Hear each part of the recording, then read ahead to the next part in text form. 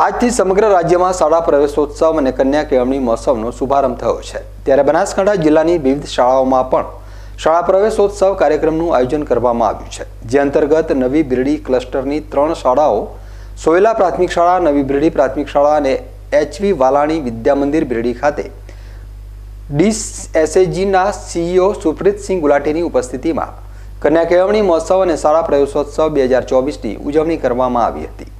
આ કાર્યક્રમમાં CEOના વરદસ્તે આંગણવાડીમાં 21 બાળકો, બાલવાટિકામાં 54 બાળકો, ધોરણ 1માં 3 બાળકો, ધોરણ 9માં 290 બાળકો અને ધોરણ 11માં 180 બાળકો મળી કુલ 548 બાળકોને પ્રવેશ આપવામાં આવ્યો હતો। ઉલ્લાસમય શિક્ષણની આ ઉજવણીમાં ભાગીદાર થઈ CEOએ 3 શાળાઓમાં વાલીઓ સાથે બેઠક કરી શાળાઓની સિદ્ધિઓની તેમજ સરકારની યોજનાઓ અને SSA પરિવાર તરફથી શાળાને મળતા તમામ સાહિત્ય વિશે ચર્ચા કરી હતી। તેમણે 3 શાળાઓમાં પુસ્તક કોર્નર, કોમ્પ્યુટર લેબ અને સાયન્સ લેબનું નિરીક્ષણ કર્યું હતું।